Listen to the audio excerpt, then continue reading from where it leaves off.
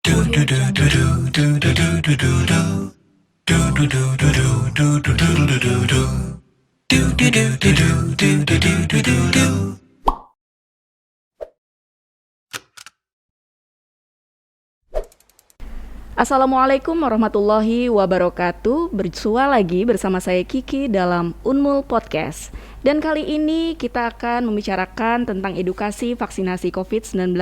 Dan tentu saja sudah hadir bersama saya narasumber kita pada hari ini. Beliau adalah Ketua Satgas Penanganan COVID-19 Universitas Mula Warman. Dan beliau juga Ketua Ikatan Dokter Indonesia Wilayah Kalimantan Timur, Dr. Nathaniel Tanderogang MSI. Halo Dok, gimana kabarnya Dok? Alhamdulillah baik Mbak Kiki. Baik Dok, jadi pada kesempatan kali ini kita akan membicarakan tentang edukasi vaksinasi COVID-19. Nah, menurut dokter sendiri, vaksinasi COVID-19 ini apakah merupakan langkah terbaik Dok? Ya, baik, terima kasih Mbak Kiki. Saya kira upaya vaksinasi, program vaksinasi adalah salah satu cara atau salah satu langkah yang diambil pemerintah untuk penanganan pandemi COVID saat ini. COVID-19 ya. Dari sekian banyak langkah-langkah, dari sekian banyak program yang sudah dilakukan, mulai dari PSBB, kemudian protokol kesehatan dan lain-lainnya yang sudah dilakukan. Terakhir adalah vaksinasi, harapan terakhir kita.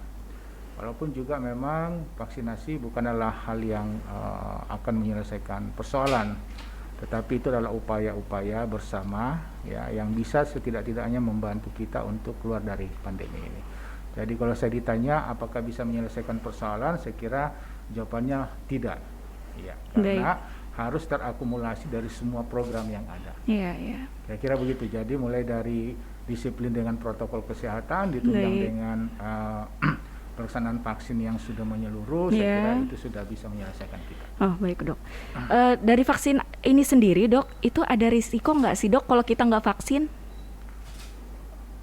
Risiko untuk tertular ketika kita divaksin ya. Bahkan ketika divaksin pun juga kita masih punya risiko untuk tertular ya. Karena seperti kita ketahui bahwa efikasi vaksin kita saat ini, misalnya vaksin Sinovac yang kita gunakan baru di angka 63,5. Artinya masih ada kurang lebih 26,5 ya. 36,5 Dok. 36,5 yang kita tidak tahu. Iya. Harapan-harapan itu adalah akan bisa diselesaikan oleh satu protokol kesehatan. Benar. Ya, jadi apa yang tidak bisa diselesaikan oleh protokol kesehatan diselesaikan oleh vaksin, apa yang tidak bisa diselesaikan oleh vaksin diselesaikan oleh protokol kesehatan. Sehingga terjadilah perlindungan 100%. Iya. Kira-kira yang menjadi prioritas nih Dok, penerima vaksinasi COVID-19 itu sendiri? Ya, seperti yang sudah berjalan kan, prioritas pertama adalah tenaga kesehatan sebagai garda terdepan dalam penanganan COVID. Setelah itu langkah selanjutnya adalah para birokrat atau unsur pemerintah yang aktif ya. Tenaga medis juga Dok ya? Prinsipnya adalah orang-orang yang mempunyai mobilitas tinggi dan juga orang-orang yang mengambil atau berperan dalam ekonomi ya, misalnya pedagang, pasar, penggerak ekonomi ya. Ada interaksi banyak orang ya Dok ya. Kemudian para dosen dan guru di tahap kedua itu adalah skala prioritas, kemudian dengan masyarakat umum. Untuk vaksinasi itu sendiri, itu ada tahapannya nggak sih Dok? Mungkin ada tahap 1, 2 begitu? Nah, terkait dengan vaksin sendiri kan diberikan 2 kali. Ya, itu tadi jadi, ya Dok ya. Vaksin pertama, kemudian diberikan kedua 14 hari ke depan. Ya. Tapi untuk lansia diberikan setelah vaksin pertama, kemudian diberikan suntikan kedua itu setelah 28 hari dari vaksin pertama. Berbeda ya Dok berbeda, ya. Karena di bawah sistem imun lansia itu sudah mulai menurun, sehingga perlu waktu untuk bisa menimbulkan atau merangsang sel imun kita. Kemudian ini Dok, untuk yang tidak disarankan itu adalah yang sudah pernah positif COVID-19, ya kan? Iya. Nah, bagaimana Dok dengan orang-orang yang statusnya OTG? Iya. Nah, itu gimana Dok? Sebenarnya bukan itu yang bukan disarankan ya. Ini hanya persoalan skala prioritas. Jadi kita skala prioritaskan kepada orang-orang yang betul-betul berisiko. Jadi orang-orang yang kita anggap kurang berisiko, termasuk di dalamnya orang yang sudah pernah terpapar, itu kita anggap mereka sudah memiliki kekebalan terhadap COVID, imun tubuhnya ya, imun Dok, tubuh. ya. Walaupun memang belum bisa dibuktikan kan ya. Nah, artinya setelah ada vaksin itu akan dilakukan juga terhadap orang-orang yang sudah terpapar ya. Tanpa harus diukur kadar antibodinya, itu sudah boleh diberikan juga kepada orang-orang OTG atau orang-orang yang pernah terpapar COVID. Ketiga, ketersediaan vaksin kita sudah tercukupi. Kira-kira begitu ya. Nah, sekarang ini kan pengadaan vaksin kita kan masih sangat terbatas, sehingga ada skala-skala prioritas. Skala prioritasnya ya tadi itu orang yang paling berisiko terpapar. Orang-orang yang berada di garis terdepan penanganan COVID, orang-orang yang mobilitasnya tinggi, orang-orang yang menggerakkan ekonomi, kan gitu ya. Itu semua jadi skala prioritas. Kemudian ini, Dok, yang mendapatkan vaksin itu sendiri adalah orang yang memiliki kondisi tubuh yang sehat.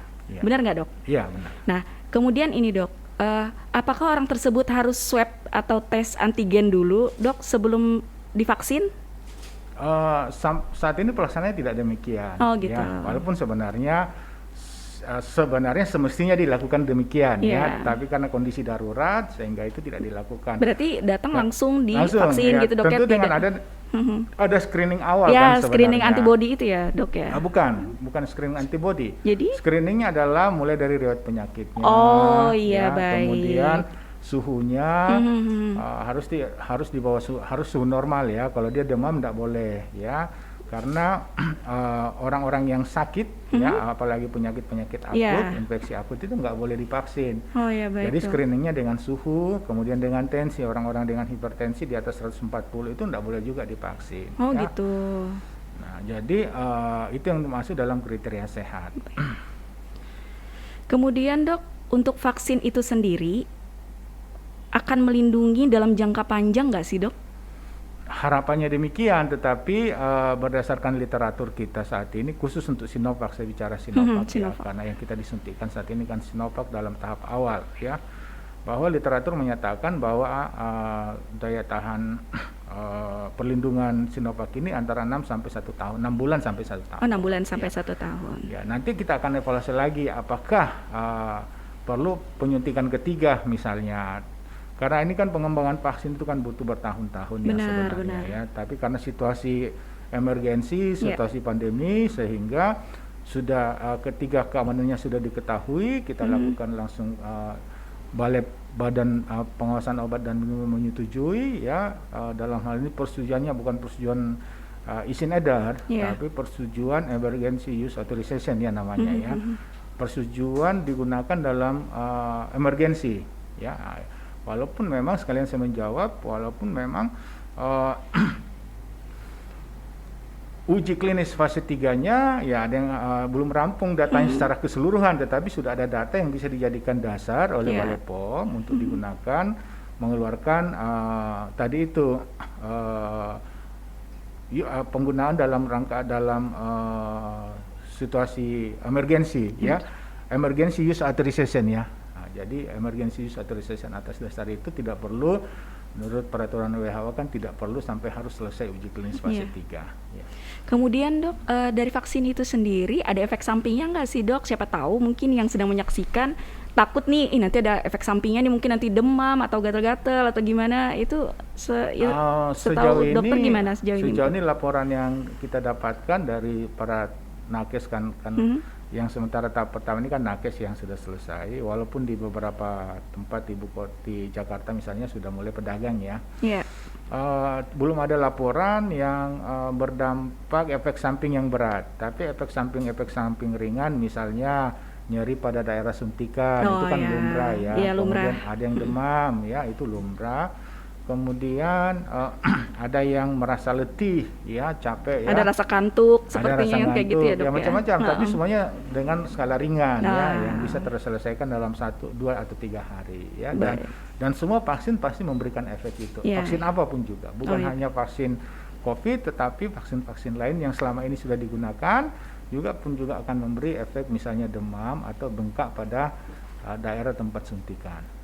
Mungkin ada ini enggak, Dok, misalnya masyarakat yang vaksin terus tiba-tiba ada nyeri, bengkak, mungkin biar nggak panik nih, Dok, karena kan ini vaksin COVID kan.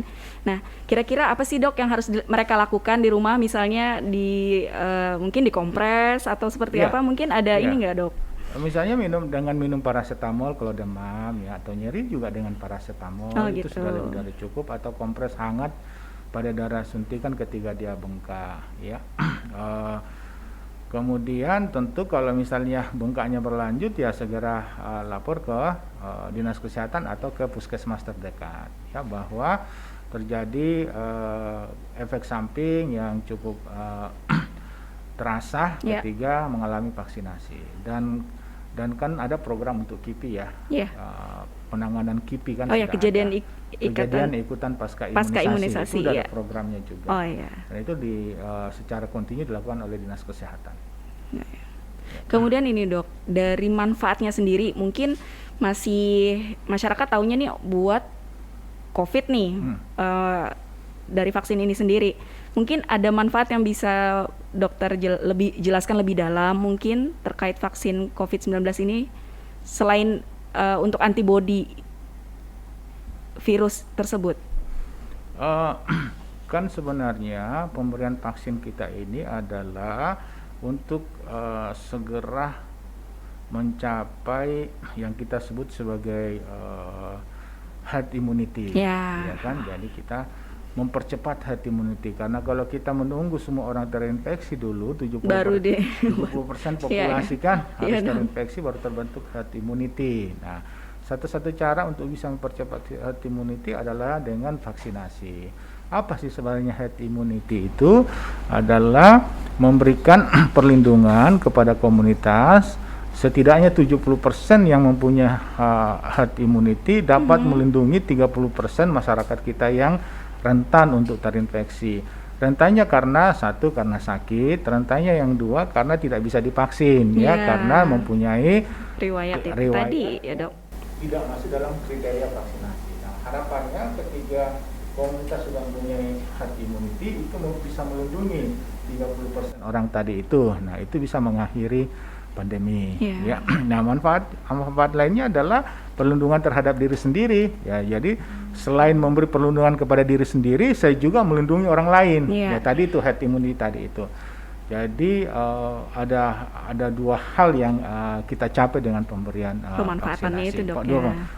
Perlindungan terhadap diri sendiri dan perlindungan terhadap orang lain. Siapa orang lain itu? Orang lain itu yang tidak mempunyai kesempatan atau tidak bisa divaksin ya. Kita lindungi dari dengan memvaksin orang-orang yang memvaksin dengan orang-orang yang mempunyai atau layak divaksin. Ya. Kemudian ini dok, ada 7 jenis vaksin COVID ya dok ya, yang akan digunakan di Indonesia. Ada yang dari Cina, kemudian dari Amerika, kemudian Inggris, dan dari Indonesia sendiri. Kan ada tuh dok. Nah, vaksin ini kan dok, vaksin-vaksin tersebut itu masih dalam tahap uji klinik tahap 3.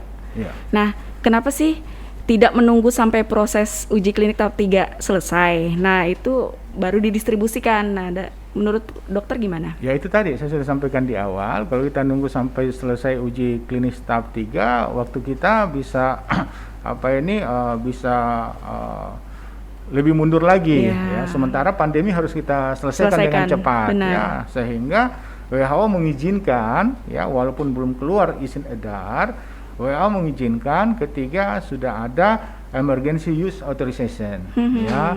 Artinya emergency use authorization itu ketika sudah ada laporan uji klinis fase 3 walaupun belum rampung secara keseluruhan, tapi sudah memberikan hasil sementara ya. Jadi ada hasil sementara yang bisa dijadikan dasar untuk kita mulainya EUA. Itulah yang dijadikan Balai POM ya, BP POM kita untuk mengeluarkan EUA, karena yang mempunyai kompeten untuk itu, wewenang untuk itu adalah Badan Pengawasan Obat dan Makanan dan Minuman ya. Itu sudah ada sertifikatnya sehingga keluarlah EUA tadi itu ya. Itulah dasar di dalam pelaksanaan vaksinasi. Baik, kemudian nih dok, ada lagi selain dari 7 vaksin tadi, ada nanti namanya vaksin merah putih Bio Farm ya dok ya. Merah putih. Yang sepertinya sedang direncanakan dan kemudian akan dikeluarkan secara resmi itu di tahun 2022.